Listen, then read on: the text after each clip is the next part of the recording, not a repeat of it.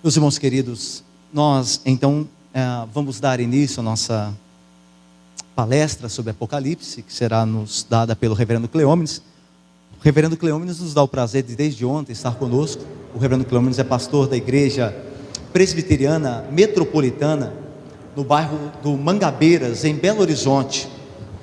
O reverendo Cleômenes também é professor no seminário presbiteriano em Belo Horizonte, seminário chamado de Noel Nicodemos Heller. Meus irmãos, e o reverendo Cleômenes também, como nós falamos anteriormente, ele é mestre em Novo Testamento e também tem o seu doutorado, irmãos, em ministério, com ênfase em pregação. Então, graças a Deus, pela graça do bom Deus, que abençoou este servo com habilitação para nos trazer o conhecimento profundo acerca da palavra de Deus. Então, oremos enquanto ouvimos segundo a boa graça. Antes de nós passarmos, meus irmãos, ao reverendo Cleômenes, nós queremos lembrar que as perguntas que por acaso surgirem no estudo serão feitas no final, ok? No final, se você tem alguma pergunta, se nós temos alguma pergunta, nós anotamos, e aí então, no final da palestra, para não interromper a linha de raciocínio, o estudo, nós faremos se tivermos. Desde já, meus irmãos, nós queremos agradecer ao Luiz, querido, viu, Luiz? Ontem nós, nossa correria aqui, nossa ansiedade de começarmos, nós não te agradecemos aqui publicamente, mas fazemos agora. O Luiz é filho da nossa irmã Luci, e a gente fica muito alegre, Luiz, de você ter se prontificado a estar conosco, nos ajudando, gravando essas palestras, que serão mais tarde colocadas na nossa página na internet. Deus abençoe e te guarde, viu? Muito obrigado mais uma vez. E meus irmãos, depois desta palestra, nós teremos também uma gostosa comida ali nos aguardando, tá bom? Nós seremos aqui agora alimentados espiritualmente e depois fisicamente, tá certo? Então, meus irmãos, reverendo Cleômenes, por favor, Deus o abençoe e o guarde também.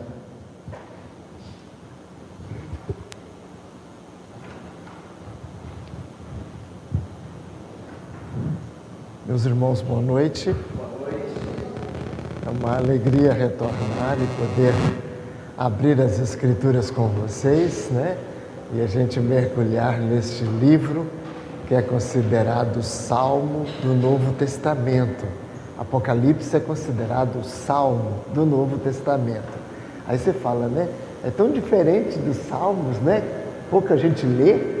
Se eu perguntar quem leu os Salmos aqui, todo mundo vai levantar o braço, Mas se eu perguntar quem leu o Apocalipse esse mês, talvez pouca gente tenha levantado o braço, Mas ele é considerado o livro do conforto, o livro da ajuda mesmo aos crentes na provação, porque ele mostra Jesus como Rei dos Reis, Senhor dos Senhores. Ele mostra Satanás completamente derrotado, destruído, Então, essa é a maravilhosa mensagem deste livro. Então, vamos abrir Apocalipse no capítulo 1, como fizemos ontem, faremos a mesma coisa hoje. Capítulo 1, vamos ler de 1 a 3. Apocalipse, capítulo 1, de 1 a 3.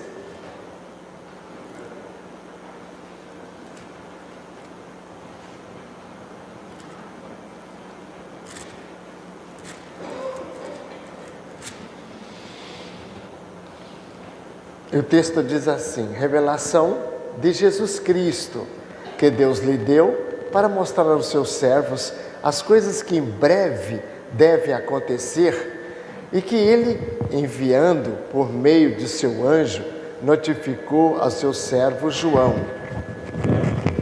o qual atestou a palavra de Deus e o testemunho de Jesus Cristo quanto a tudo o que viu. Bem-aventurado aqueles que leem, aqueles que ouvem as palavras da profecia e guardam as coisas nela.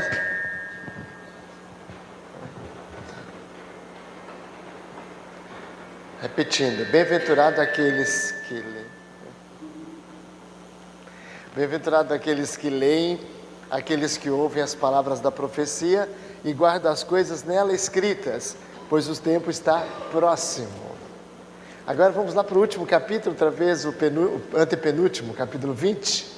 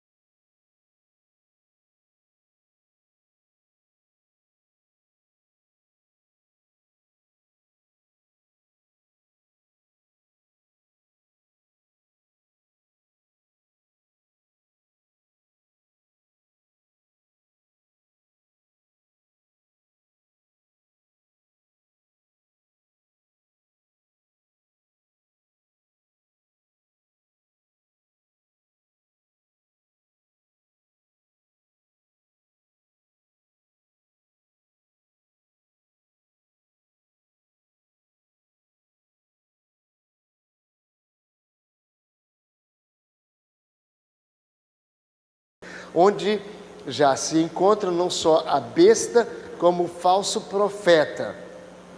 E serão atormentados de dia e de noite, pelos séculos dos séculos. Bom, nós falamos algumas coisas ontem, não foi? E a gente queria ver se vocês guardaram. Então, eu vou fazer uma pergunta, tá? E todo mundo precisa responder de uma vez só, não. Mas alguém pode levantar o braço e responder. A primeira pergunta é: quem escreveu o Apocalipse? Fácil. João. Embora tem gente que fala que não. Tem gente que fala que é um João lá de Éfeso, né? Outros acham que foi outro autor. Mas não tem como negar que João foi o autor de Apocalipse, pelas similitudes que há entre ele e o Evangelho de João, que há muita similitude. Embora Apocalipse é de uma natureza, né, específica, não é? A gente tem na Bíblia vários tipos de literatura. Você lembra que eu falei? Poesia, lei, profecia, né? Temos evangelho, temos cartas. Cada um desses livros, né, tem uma natureza literária. Apocalipse está entre os chamados apocalípticos, que não temos só o da Bíblia. Você viu ontem que há muitos apocalipses. Graças a Deus eles não entraram na Bíblia, porque não eram inspirados. Só esse aqui entrou, e esse é evangélico mesmo. Segunda pergunta: para a gente entender Apocalipse, a gente precisaria ter bastante familiaridade com alguma coisa na Bíblia. Quem se lembra? Isso, opa, que maravilha! Alunada preciosa, inteligente e que aprende muito bem. Exatamente. O problema da gente não gostar de Apocalipse é que não gosta do Velho Testamento, não é? Se você gostar do Velho Testamento, quando chegar Apocalipse, você vai deliciar-se, porque ele traz tudo para cá, né? Muito bem, isso é ótimo. A gente terminou ontem falando que Jesus Cristo teve uma vitória final, completa, absoluta sobre Satanás, e de fato Jesus o prendeu, não foi? Falamos isso. E é claro que é difícil a gente entender como é que ele pode estar preso com tanta desgraça que a gente vê acontecer, né, aqui no Rio, em todo lugar do mundo. Fala, mas como ele está preso, não é verdade? Impossível. Pois é, mas a gente aprendeu também que ele, quando é preso, ele não é inativo, é diferente, não é? Ele é preso, mas é muito ativo. Eu não preciso ilustrar para vocês aqui no Rio de Janeiro, não é? Aqui no Rio de Janeiro tem histórias de aprisionados, de pessoas presas, que faziam mais desgraça dentro do Rio do que muita gente solta, não é verdade? Muitos bandidos de dentro da penitenciária, não é assim? Eles controlavam um exército matando gente em todo o estado. Eu me lembro que eu ouvi falar de um dos presos aqui no Rio, que enquanto preso matou 300 pessoas. Quer dizer, ele, sob a ordem dele, era eliminado as pessoas em todo o estado. Então você vê, preso, mas fazendo desgraça como nunca. O problema é que prisão não é inatividade, né? A prisão é limitação. Satanás está limitado. E aí eu disse também, vocês devem se lembrar, que ele está limitado em uma coisa muito particular, não é? O versículo 3 é que diz a finalidade da prisão dele. Quem se lembra? Olha, gente, eu não acredito. Que é isso? Que gente inteligente, que maravilha. Exatamente. O objetivo da prisão de Satanás é para que ele não mais enganasse as nações, ou seja, para que ele não mais detivesse as pessoas na escuridão. Então, Luiz, o fato é que Satanás foi preso, certo? Para que você e eu pudéssemos ver Jesus, a glória de Jesus, pudesse saber do Evangelho. Então, Satanás foi preso porque antes de Jesus vir ao mundo, a gente não tinha, nós gentios, não tínhamos essa oportunidade como depois da vinda de Cristo. Obviamente, claro, né? A gente não vai dizer, a gente tem que ter um cuidado de pensar de certo modo dogmático e fechado, porque a gente tem que pensar num aspecto genérico da coisa, não é? Porque, por exemplo, antes do Evangelho, nações não tinham chances de encontrar a graça de Deus. Sim, por exemplo, a rainha de Sabá, lembra? Ela saiu de longe e foi lá em Jerusalém para ver Salomão. Isso era um ato da graça de Deus. Salomão era um homem inspirado pelo Espírito Santo. Apesar, né? Apesar de, a gente já passou Salomão. Imagina Salomão mesmo da sua igreja, com 1000 mulheres, com, né, aquele poder de fazer juros altos. Aqui no Brasil tem juros altos, né? Mas Salomão, dá licença, né? Salomão arrebentava. Então, você imagina, né? Mas era, naquela conjuntura de escuridão, Salomão era luz, não é verdade? Era luz, apesar de tudo, era luz. Pois bem, mas a rainha de Sabá veio cá e ficou de queixo caído com a sabedoria de Salomão, não foi? E Salomão era protótipo de Jesus Cristo, não é? Como rei, como sábio. Jesus até falou, olha, a rainha de Sabá saiu lá de longe e veio ver a sabedoria de Salomão. Eis aqui quem é maior do que Salomão.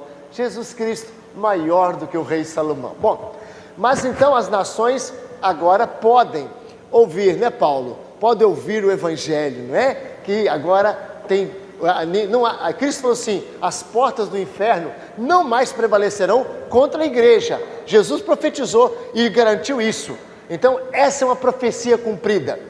Então, a nossa palestra hoje vai estar relacionada à prisão de Satanás. Como é que de fato, e o que de fato, isso tem a ver conosco. Mas eu vou passar alguns slides antes, para a gente só ter mais uma pequena noção. Passa o primeiro quadro, Paulo, para o próximo slide. Observe só. Pode passar o próximo slide.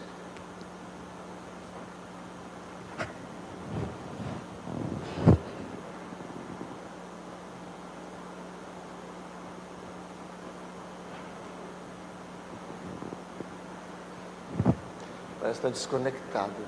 Mas vai chegar.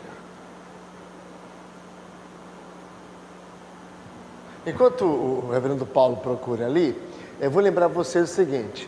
A gente tem 7 quadros, são 2 divisões, não foi? A primeira divisão, vocês lembram quantos capítulos? Você lembra? 11. A segunda, 11. Na primeira parte dos 11 capítulos, primeiro, nós temos a visão da igreja e o mundo digladiando-se, né? Na luta da igreja com o mundo.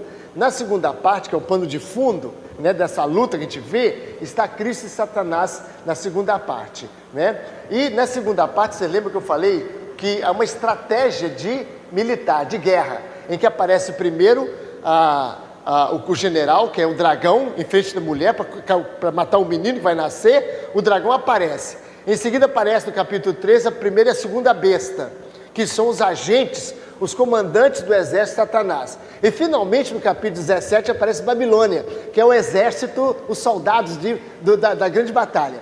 No capítulo 19 cai, em primeiro lugar, os soldados, que é Babilônia, o mundo cai. Depois cai a primeira e a segunda besta, e por fim, como lemos agora em Apocalipse, cai o general. Então é muito linda essa colocação que a gente sabe de estratégia de guerra, né? Estratégia de guerra. Bom, na primeira divisão, nós temos os quadros, são 3 quadros, que apresentam a primeira vinda até a segunda vinda de Jesus, cada um deles.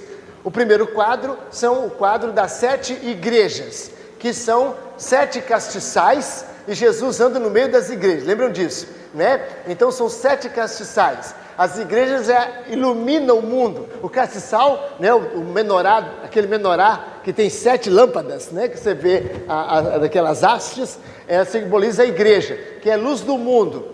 No segundo quadro, a gente vai ver os 7 selos.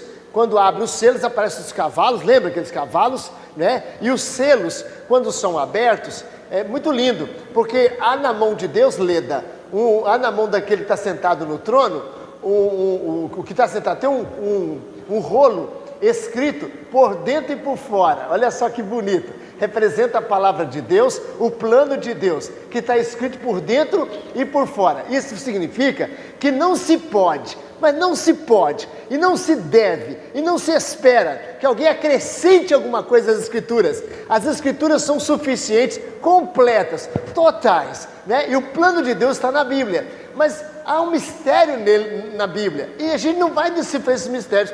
Então João chora, lembra, menina? João chora, mas chora um choro alto, Samuel. Ele chora um choro alto, porque ninguém é achado para ler o livro e desatar os selos. Aí um presbítero, Mônica, ele abraça João e fala assim: não chores, porque o leão da tribo de Judá vai abrir o livro e desatar-lhe os selos. Aí João está enxugando a lágrima para poder, Tânia, ver o cordeiro que vai abrir, o leão de Judá que vai abrir o livro, lembra? Mas quando ele olha, ao invés do leão, o que aparece? Um cordeiro. Que engraçado. O presbítero disse que era um leão que abriu o livro. Pegaram o livro. Você espera o leão aparecer. Quando vai abrir, é um cordeiro. Do leão para o cordeiro. Olha que versão interessante. Quem vai abrir o selo é um cordeiro. Sim, por quê? Porque selo, Anita, são sofrimentos. É o sofrimento da igreja. É o sofrimento de Cristo. A abertura dos selos é a explicação dos nossos sofrimentos, daquilo que a igreja padece.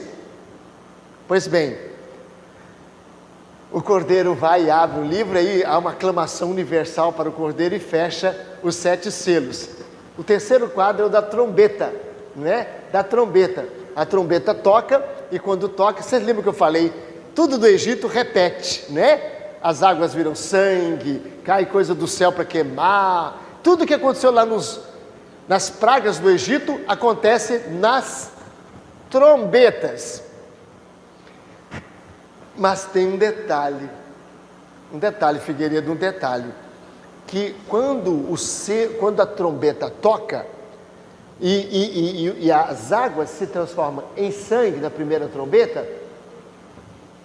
só um terço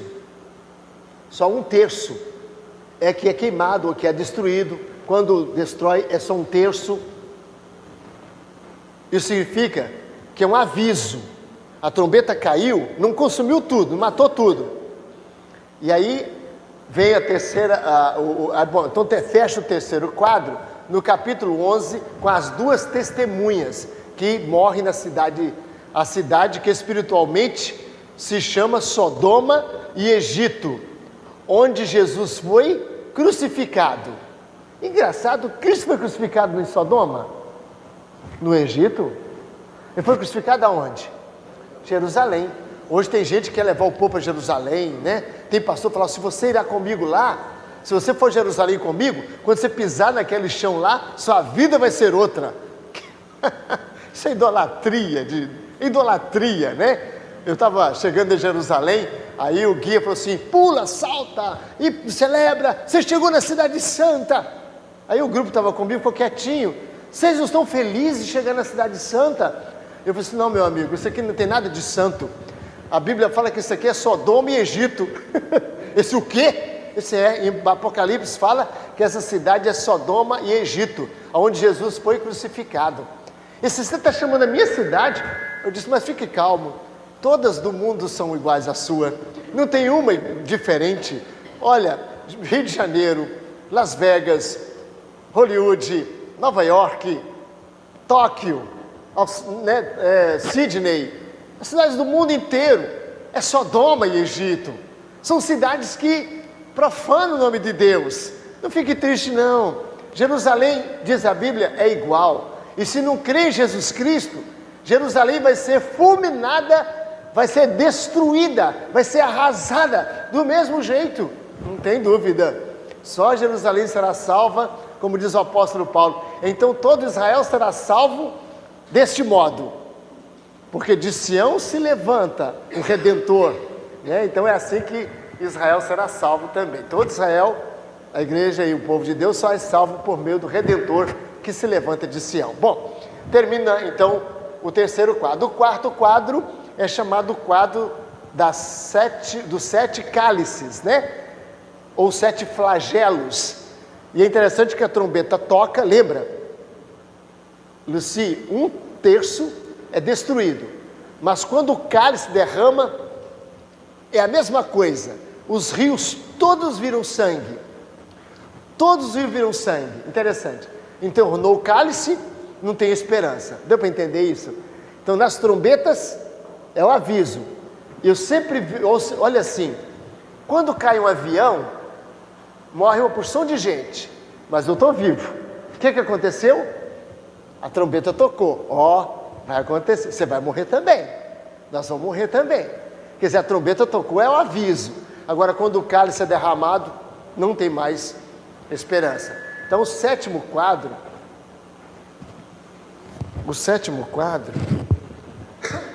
desculpem. Tá. O sétimo quadro, portanto, é o anterior. Isso. Então, vocês estão vendo ali, assinalados com o traço branco, o primeiro quadro, Cristo no meio das igrejas, o segundo quadro, os 7 selos, e o terceiro quadro, as 7 trombetas. Termina no capítulo 11. Estão vendo direitinho? Aí Leda está enxergando direitinho aqui, tudo bem? Então, agora o quarto quadro, até o sétimo quadro, nós já vamos ver a explicação. É interessante o número 7, 3 e 7. É muito notável isso. Vamos trabalhar já com isso aí. Então, no quarto quadro, a mulher e o dragão, né? E as bestas que aparecem. Então, o dragão é o general e as bestas o comandante. O quinto quadro são os 7 cálices do julgamento. Os 7 cálices ou 7 flagelos. No sexto quadro é o aparecimento do exército da Babilônia. E também a sua queda imediata e a queda das bestas e do dragão até o capítulo 19. E no sétimo quadro, 20 a 22, o juízo final, o novo céu e a nova terra. É interessante, vamos passar para o próximo slide. Interessante é que muitos autores falam que essas 7 divisões de Apocalipse, ela relembra também os 7 divisões da criação. No primeiro quadro, de 1 a 3, o que foi criado primeiro? Vocês lembram? A luz. Faça-se a luz. E é interessante que o primeiro quadro são as 7 candeeiros, as 7 igrejas, a luz do mundo, né? O segundo quadro é quando aparecem os selos, né? Aparecem os selos, que é a criação, e a criação agora sobre a queda que sofre. Então, compara-se ao firmamento, o segundo dia da criação. O terceiro quadro é a terra, o mar e a vegetação que aparecem. E no terceiro quadro, com o toque das trombetas, essa área toda é atingida, né? Toda é destruída também, quer dizer, em parte, 1/3. O quarto quadro, nós temos, como vimos lá, o aparecimento do dragão, né? E também aquela parte do aparecimento das bestas. Nós vemos o sol, a lua e as estrelas sobre os pés da mulher que dá luz ao filho que vai reger as nações, né? O quinto quadro, a vida e morte das águas, são as taças derramadas. Aparece, portanto, a vida e a morte das águas e, portanto, no quinto dia. No sexto dia, o homem e a humanidade é criada. E o sexto quadro mostra o aparecimento da Babilônia, o mundo com seus habitantes que são caídos e que se levantam contra Deus sob a ordem do dragão e dos seus comandantes e são destruídos também. Como o homem foi criado, o homem é caído. Daí o número do homem é 6, né? Aí vai um pouco lembrar você que o número da besta é 666, 666, né? E eu creio que hoje vamos dar um toquezinho sobre a marca da besta. O que é a marca da besta? Tem gente que fala, eu tenho o maior medo da marca da besta. Eu tenho o maior medo disso, né, Marcela? Tenho o maior medo da marca da besta, né? Mas não tenha medo não tenha medo da marca da besta, né? Alguém fala, será que eu vou ser marcado? Não é uma questão de você ser marcado, é uma questão de você já estar marcado. Você está pensando que vai ser marcado? Não, você já está ou não, eu não sei, né? Mas não, marcado você está, eu só não sei se é com a marca da besta ou se é com a marca de Deus, mas vamos estudar daqui a pouco isso aí. E o sétimo quadro, que foi o descanso, né? Não é que Deus fez o que no sétimo dia? Descansou. E o que será o céu? Descanso. Então é interessante essa comparação dos 7 quadros de Apocalipse com os 7 dias da criação. Próximo quadro aí. Então nós escolhemos os mais debatidos temas do livro por sua característica evangelística, de mais fácil abordagem, ao mesmo tempo quem consegue entender a abordagem tem mais facilidade de entender todo o livro, bem como você vê com mais amor e devoção. Próximo. Então ali são os quadros, eu falei ontem, né? Estou terminando hoje, no segundo item ali, a prisão de Satanás e o milênio. Hoje eu trabalho mais com o milênio. Amanhã trabalharei com a grande tribulação, se bem que já a grande tribulação, anticristo, sua marca e as duas testemunhas, praticamente o estudo de amanhã vai ser bem resumido, mas ok, você vai ter uma boa visão geral desses temas muito enigmáticos de Apocalipse. E finalmente, a gente espera, não sei, domingo na escola dominical, o Armagedon e os 144.000 escolhidos. Continua. Então aí está de novo uma comparação de Apocalipse 11, de 7 a 11, sobre a grande tribulação. No estudo das últimas coisas, esse estudo virá na manhã, se Deus quiser. Então nós temos ali alguns dados, pode passar o quadro, a grande tribulação. Então você vai ver a grande tribulação em Mateus e Apocalipse, passa o quadro. Aí você vê a comparação da grande tribulação, ou do fim do mundo e da queda de Jerusalém, que é um aspecto muito importante para você entender como que você interpreta Mateus 24, aonde fala de sinais que vão acontecer, guerras, rumores de guerra, lembra disso? Né? E depois o sinal do Filho do Homem. Passa o quadro. Aí você vai ver o que será a grande tribulação, passa o quadro. Aí você vai ver que no momento que surge a pergunta envolvendo o tempo, claro, a verdade do Senhor vai se acautelar. Os crentes não sabem o dia que Cristo voltará. Passa o quadro. A natureza da tribulação é de natureza diversa. Pode ser ou sofrimento físico ou psicológico, que a gente está sofrendo muito hoje, né? A mídia acaba com a gente, não é verdade? Então, você olha para a televisão, você fica arrasado, né? A pessoa fala, nada de Deus, nada de coisa, nada de Bíblia. A Bíblia é um livro, dá uma humilhação para a gente, né? A gente fica tão triste. É um tipo de provação em cima da gente. Dá tristeza para a gente. Próximo quadro. Quem será afetado? Todo mundo fala que a igreja não vai ser afetada na grande tribulação, e eu também quisera que isso fosse verdade. Mas depois vamos ouvir isso. Próximo quadro. E o apelo final, próximo quadro. Bom, o anticristo e sua marca. Então nós estamos, portanto, agora, vamos ver esse aspecto do anticristo e sua marca. E passa o próximo quadro, vai passando, pode passar bastante agora depressa. Vai, pode ir.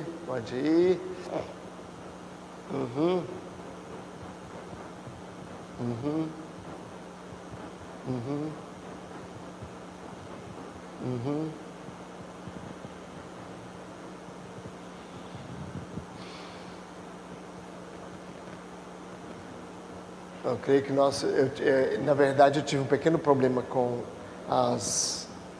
o arquivo que eu mandei para o Paulo, por e-mail. Eu tenho vários arquivos que eu dou esse curso em vários lugares, e às vezes eu faço uma porção de modificações. Eu estou verificando que, Paulo, eu estou achando que nós vamos voltar lá para o primeiro mesmo, onde é o milênio. Esse é o último estudo. Então você vai tentar achar lá. Enquanto isso, vamos aqui pensar alguma coisa. A pergunta que eu deixei ontem aberta é o seguinte: como eu sei que Satanás está amarrado? Vamos ver isso? Você sabe que Cristo veio implantar o seu reino entre nós. Cristo veio implantar o seu reino. E quando ele veio, alguns acham que Jesus frustrou-se. E aí, quando Cristo veio implantar o reino, os judeus não quiseram, lembra disso? E aí, Jesus então criou a igreja. A igreja é um hiato, é um parêntese. Porque Jesus quer o povo judeu. Mas como o povo judeu rejeitaram Jesus, ele criou a igreja. A igreja é um plano B de Jesus. Mas não é verdade isso. Cristo veio instaurar o seu reino. E ele implantou o seu reino. A resposta nossa definitivamente é sim. Cristo é Rei dos Reis e é Senhor dos Senhores. Ele não foi frustrado. Ele veio implantar e implantou o seu reino. Então o seu reino, como é isso? Vamos verificar. Por exemplo, em Mateus 12, 28 e 29. Alguém leia para nós. Mateus 12, 28 e 29. Quando Jesus trata do seu reino, João Batista dizia: arrependei-vos, porque está próximo o reino de Deus. Bom, quando João Batista anuncia o reino que está próximo, Cristo aparece e diz: o reino de Deus está próximo. Agora, quando você lê Mateus capítulo 12, 28 e 29, o que você vai verificar ali? Observe só, Mateus 12, 28 e 29, isso, 28 e 29. Diz assim: se porém eu expulso demônios pelo Espírito de Deus, certamente o que, gente? Então observe bem, Cristo expulsou ou não expulsou demônios? Claro que expulsou, e muitos. Cristo expulsava demônios. Por que ele expulsava demônios? Está explicado aqui, porque chegou o reino de Deus, ou seja, quem manda neste mundo não é mais o seu príncipe. Quando os apóstolos vieram para dar o relatório, dizendo: Senhor, em teu nome estamos fazendo coisas maravilhosas, Cristo disse: eu via Satanás caindo do céu como relâmpago. Então Jesus veio destronar Satanás, ele veio destruir as suas obras. Para isto se manifestou o Filho de Deus, para destruir as obras do diabo. Então Jesus veio fazer isso, e ele não fez. Jesus não fez isso? É claro que ele fez, absolutamente.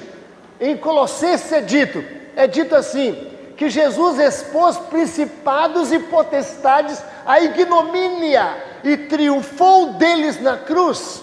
Então Jesus triunfou com a sua cruz, definitivamente. Ele expôs Satanás à ignomínia, à vergonha, e triunfou definitivamente dele na cruz. Então Satanás foi vencido, e mais ainda, Satanás foi amarrado. Observe agora, quando ele vem implantar o reino dele, é dito: se porém eu expulso demônios pelo Espírito de Deus, com certeza, certamente, asseguradamente, é chegado, já chegou o reino de Deus sobre vós. Agora ele fala assim: ou como pode alguém entrar na casa do valente? Que valente?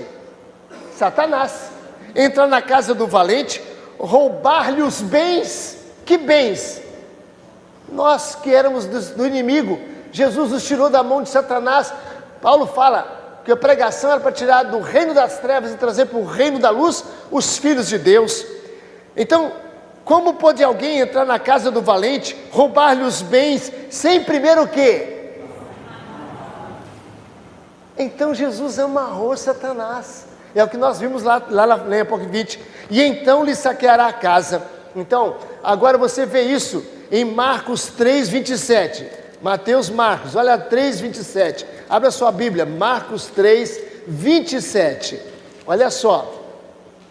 Jesus vai dizer assim: ninguém pode entrar na casa do valente para roubar-lhe os bens, sem primeiro amarrá-lo, e só então lhe saqueará a casa. Então está falando de reino. Então Jesus vai poder dizer que Satanás, ele estava aqui muito bem, vamos dizer entre aspas, mas quando veio o Senhor Jesus, definitivamente Jesus o amarrou, e amarrou para que não mais enganasse as nações.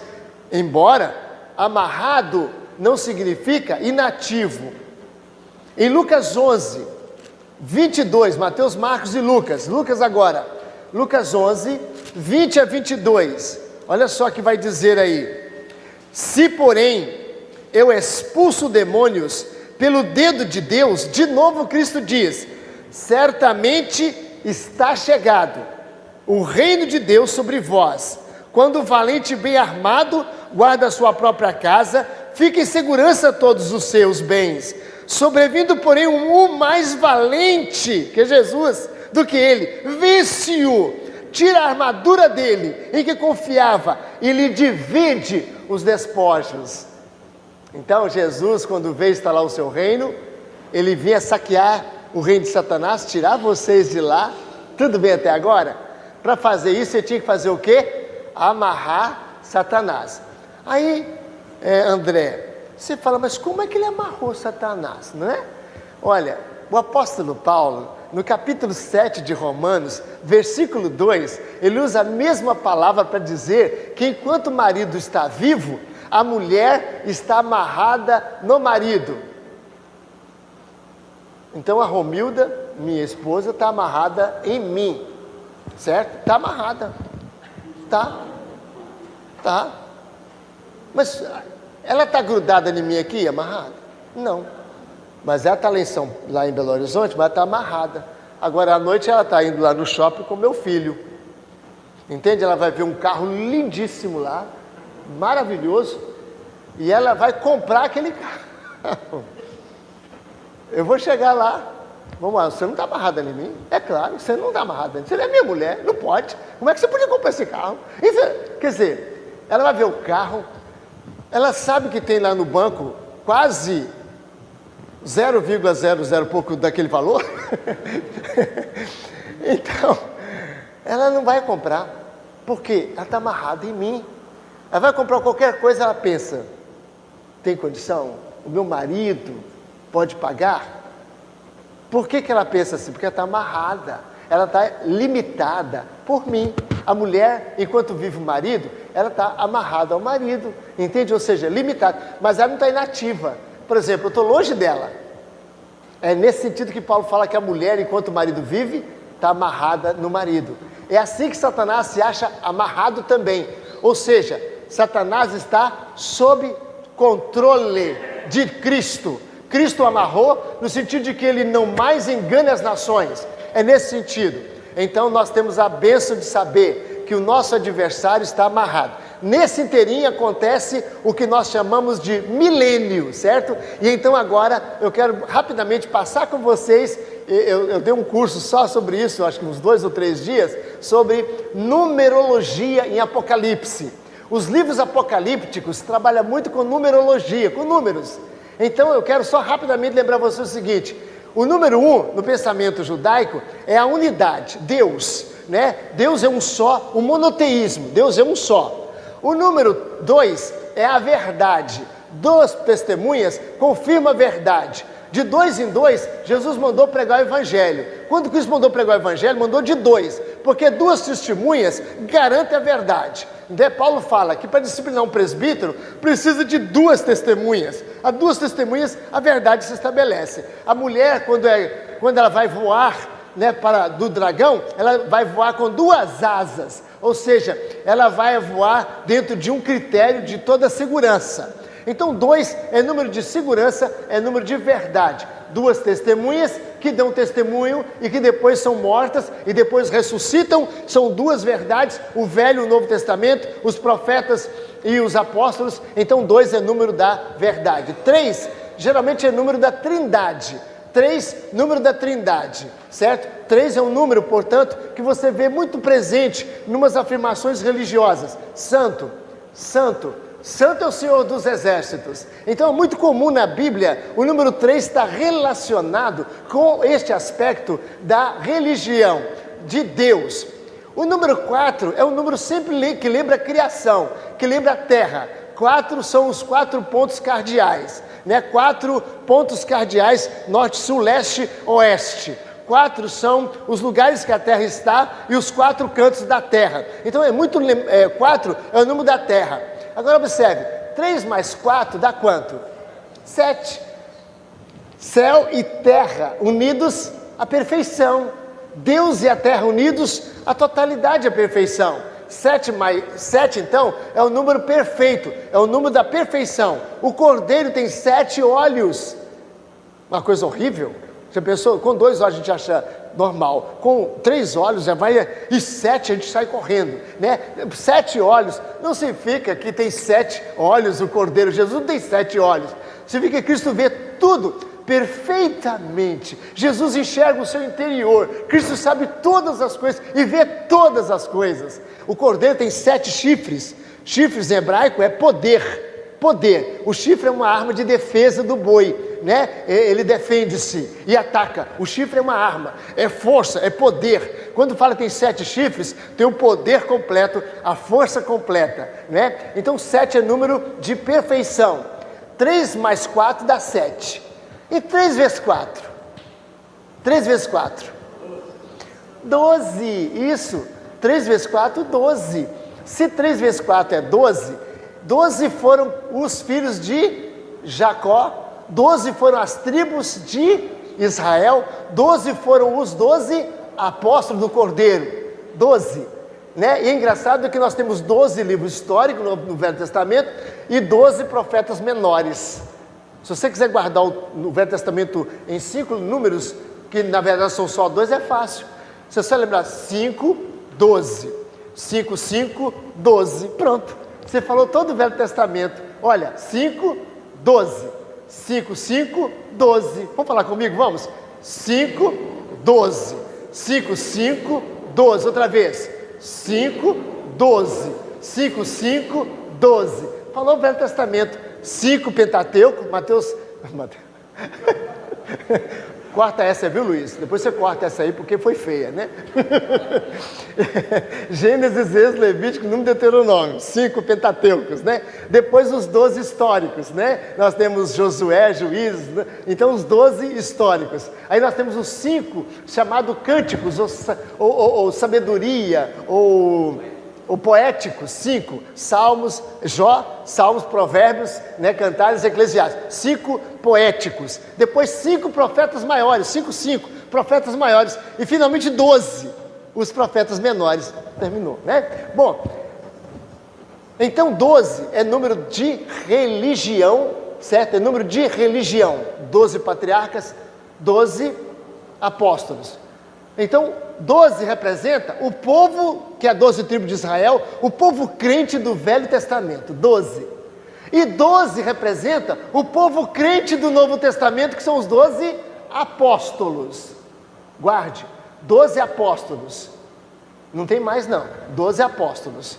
Os 12 apóstolos, nominativamente, do ponto de vista simbólico, é a garantia. Você fala, mas tem Paulo, 13º apóstolo, né? A gente considera Paulo apóstolo. Sim, mas o que a gente depreende é que 12 é tanto que os 12 apóstolos estão no fundamento da cidade. A cidade santa tem 12 fundamentos, que são os 12 apóstolos do Cordeiro. Pronto, é um número religioso. 12 vezes 12 dá quanto? Vocês lembram? Ah, tão bom de matemática. Que ótimo. 12 vezes 12 é 144. Isso, 144 então é o número da intensidade da religião completo, ou seja, o Velho Testamento, o Novo Testamento multiplicado significa todos escolhidos, certo? 144 é um número simbólico, claro que é simbólico, né? Para dizer que 144 é o número da religião do Velho e do Novo Testamento. Então eu disse 3 e 4 até agora, e cheguei até 144. Então agora nós temos um próximo número. Né? Depois do 7, nós temos o 6, que é o número da queda. É um número, não é um número fatídico, não é um número assim, meio medroso para a gente, superstição. Não, é um mnemônico, né? É um número mnemônico, mas é um número que lembra a queda. O homem foi criado no 6º dia e caiu.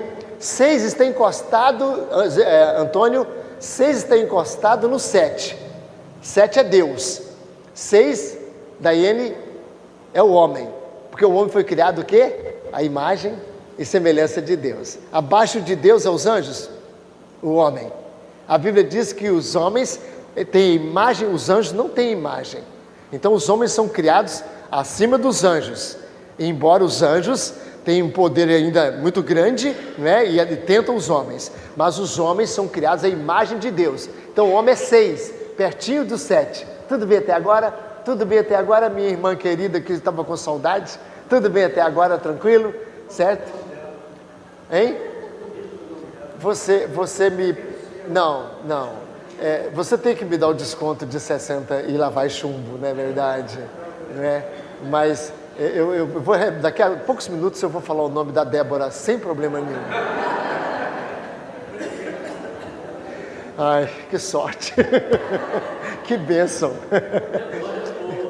Depois de 60 lembrar, Débora, é bênção pura, não é verdade? Mas também esquecer seu nome, Débora, seria um castigo para mim. Eu ia para casa morto de chateado, né? Você é tão querida.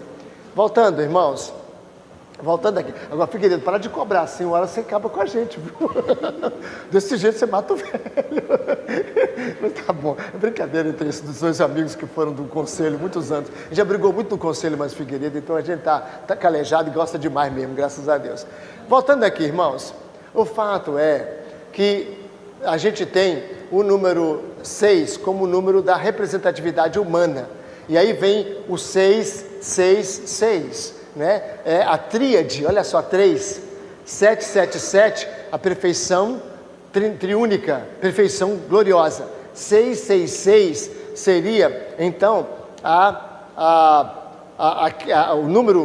o número fatídico da queda, do ruim, do péssimo, né? Então 6, 6, 6. Não chega a ser 13 brasileiro, um número assim, cabalístico, né? Cabalístico. 6 parece ser, para os supersticiosos em Jerusalém, Israel, 6 é como 13 no Brasil, 13. O número 13 no Brasil é o número da falta de sorte. Eu não estou falando de partido político, por favor. Eu estou falando que no Brasil 13 é o número que não dá sorte. Desculpem pela lembrança, não foi muito feliz. Então 13 é o número da falta de sorte aqui no Brasil. O povo tem medo de 13, sexta-feira 13, ai, né? Maio foi 13 sexta-feira. Então, mas não é isso, é um número mnemônico, de lembrança, tá? Agora temos um outro número muito importante, que é o número 10. 10 significa intensidade, muita intensidade, uma coisa assim intensa. Por exemplo, quando Jacó, Denise e Débora, né? Então, Denise, quando Jacó saiu da mão de Labão, né? Ele foi servo de Labão, trabalhou para Labão 7 anos para conquistar, para pagar o preço de Raquel. Engraçado, 7 anos, ele fala 7 é um número de perfeição, é um número, pode ter sido 8, mas a gente fala 7, a Bíblia fala 7, mostrar que foi o tempo perfeito para conquistar a amada que ele queria. Aí o pai pega, em vez de entregar Raquel, entrega Lia, né? E então Jacó, né, acaba, em vez de receber a Raquel, que era amada, ele recebe Lia. Diz até que Jacó foi enganado, né, porque queria Raquel e não Lia, não sabia ler, né? Se soubesse ler, né, não lia. Ele queria Raquel, mas não lia. Então, mas aí ele trabalhou mais 7 anos. E quando ele sai, vocês lembram? Quando Jacó sai, o que ele fala? Ele fala com Labão assim: 10 vezes você mudou meu salário. Quer dizer, 10 vezes é uma forma de dizer, você mudou meu salário sempre. E era verdade. Quando o gado dava malhado, o Labão fala assim: não, assim não. Era 2 judeus, né? 2 judeus negociando. Ó, agora, a partir de agora, é só liso que você vai ganhar. Só lisa que é seu. Aí Jacó tirava as varas, aí saia tudo liso e ó, Jacó aumentava. Não, agora é só malhado. Aí Jacó colocava as varas. Não é? Então, 10 vezes mudaste o meu salário. O Espírito fala com a igreja de Esmirna: tereis tribulação de 10 dias. Ou seja, intensa, mas curta. Intensa e curta. Então, 10 é número de intensidade. 3,5 é metade de 7. E 5, metade de 10. Tanto 5 quanto 3,5 significam imperfeição, insegurança, período de instabilidade, período de provação, período incerto. 3 anos e meio, Elias orou e não choveu. Elias orou 3 anos e meio. Isso guardado na cabeça dos judeus, para mostrar que 3,5 sempre é provação. Em Apocalipse há muito 3,5. Por exemplo, tempo, singular, tempos, plural, 2, e metade de tempo, metade, meio. Ou, a cidade santa será pisada por 1.260 dias. Divide por 30, dá 42 meses. 42 meses é 3 anos, dá 36 meses. Mais metade de um ano, 3 anos, 36 meses. Mais 6 meses, 42. 42, 3 anos e meio. 1.260 dias, 3 anos e meio. Então esse número é um número simbólico para apresentar insegurança, provação. 10, intensidade. Mas 10 ao cubo, 10, 3 vezes. 10 vezes 10 vezes 10, dá 1.000. 1.000 responde exatamente a intensidade, ou a completitude, ou a insegurança, ou o tempo que Deus tem para fazer o que Ele quiser. O tempo de Deus, 1000, é um número que é simbólico para dizer o período que Deus exigirá para fazer o que Ele quiser, nesse período de 1000 anos. 1000 anos para o Senhor é como um dia, e um dia como 1000 anos. Para Deus, essa questão de número, de tempo é insignificante, mas é dito 1000 anos para dizer, ou 1000, para dizer quantidade ou completitude. A cidade santa, você vê a característica simbólica dos números.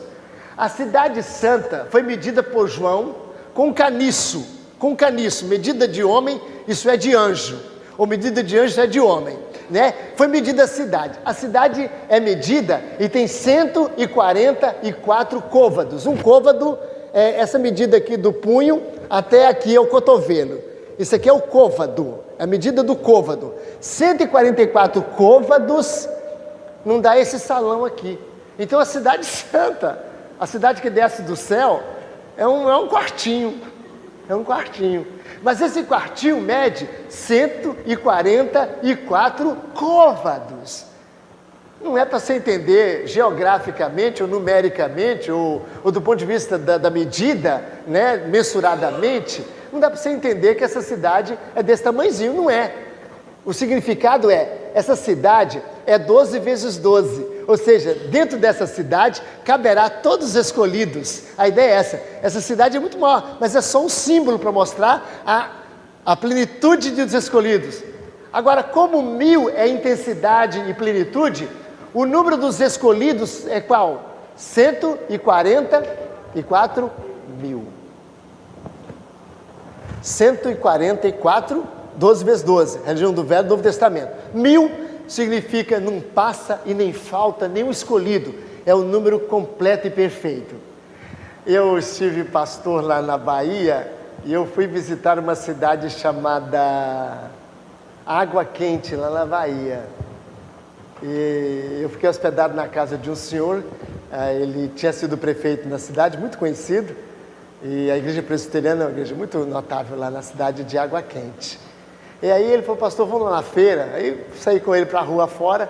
Quando chegou lá na metade da rua, o cara falou, prefeito não, tá não sei o quê. E fez uma brincadeira com ele, chamou de moleque, coisa assim, né? Uma brincadeira assim. Aí eu falei para ele, você conhece esse cara há muito tempo? Esse pastor, uns 200 anos. 200 anos.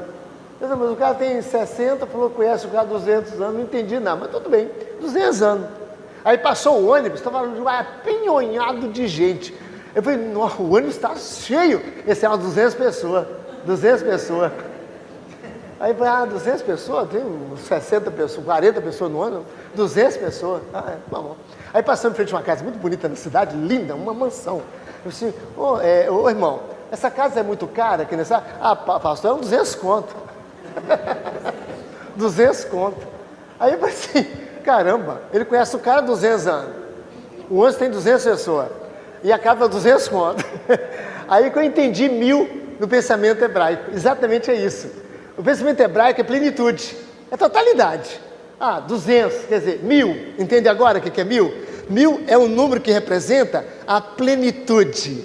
Então 144 mil representa a plenitude dos escolhidos. Né? Não é aquele número fixo, fechado, só aquele ali, como os testemunhos de Jeová fazem, né? Eles acreditam que é 144 mil, acabou, né? Hoje não tem nenhum testemunho de Jeová que vai mais para lá, não tem jeito, né? Porque já tem muito mais de 144 mil, então vai ficar lá de fora mesmo, não tem mais escapatória. Mas nós entendemos que é um número simbólico, os números são simbólicos e trazem para nós... Já terminou o tempo? Eu estou tão tranquilo. Então, irmãos, Cristo prendeu Satanás durante 1000 anos. Então, o tempo, eu quero dizer, que Deus tem para executar a sua obra, certo? A igreja triunfa, a igreja prega o evangelho, as nações estão escutando, porque o nosso adversário está limitado e não pode mais enganar as nações, e todo mundo que for salvo, os escolhidos vão vir e vão escutar e vão entender o evangelho. Certo? Ok, nesse sentido, nós temos, portanto, essa verdade linda. O Jesus prendeu segurou lá em cima, 2, segurou o dragão, segurou, primeiro verbo. O diabo, Satanás, prendeu, segundo verbo.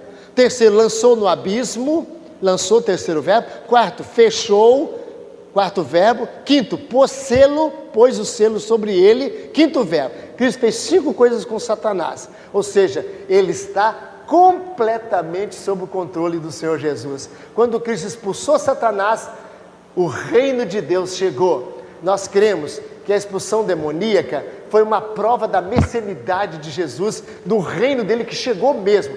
Jesus é rei agora, irmãos. Ele não será rei, ele é rei hoje e será para todo sempre. Ele está à destra de Deus e controla e governa. Toda a autoridade me foi dada no céu e na terra. Ide, portanto, agora, fazer todas as nações. Então agora, a igreja de Caraí não tem desculpa, porque estamos no milênio. Estamos nesse período glorioso da primeira e segunda vinda de Jesus, em que Satanás é preso e não pode impedir que a gente vá nos prédios, que a gente vai nas casas, que a gente vai na praça, que a gente por telefone, que a gente coloca no Facebook, que a gente evangelize.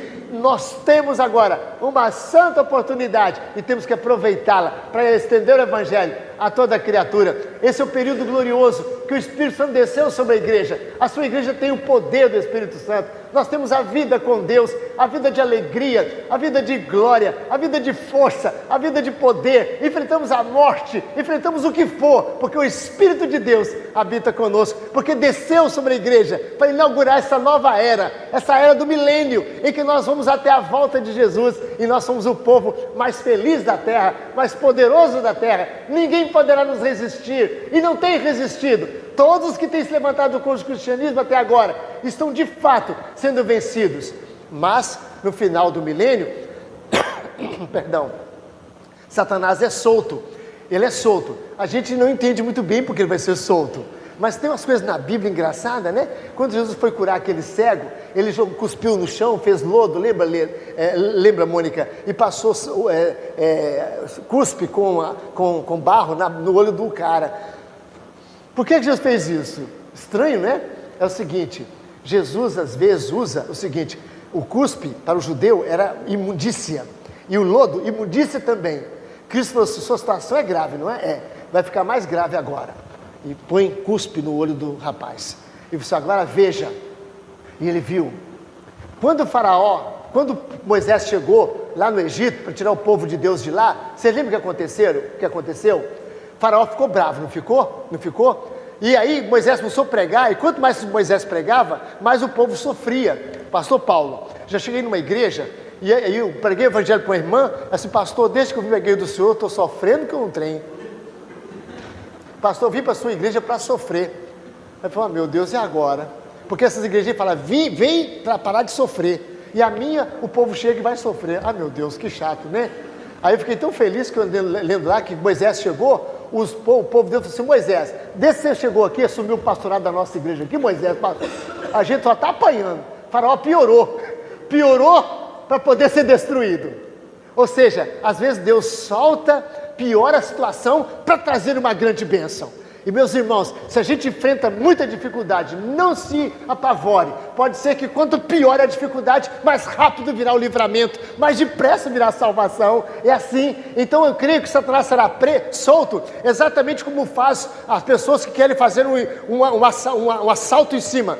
Ele solta a pessoa, pensa e pum, e cai. Entende? É exatamente isso, né? Você não vê os bichos, os animais, você estudando os animais, eles começam a pegar a caça, eles começam a pegar a vítima, aí ele solta a vítima, corre, o gato é assim, ele bate no rato, aí solta um pouquinho, o rato começa a dar, ele pum, em cima, entende? Isso é da natureza da luta, entende? E eu entendo que Satanás será solto, e parece, irmãos, eu não sei, mas o nosso século está apontando para a soltura de Satanás. Eu não tenho certeza que ele vai voltar agora, porque ele não pode marcar. Só que eu sei que ele vai voltar a qualquer momento, eu estou preparado a todo instante. É isso que eu tenho que fazer. Mas Satanás está sendo solto, e Satanás será solto no final do milênio, no final desse período. E haverá grande tribulação, haverá grande sofrimento para a igreja também. Nós vamos passar pela grande tribulação, mas o Senhor vai estar conosco, e o Armagedon será a salvação do Senhor por nós.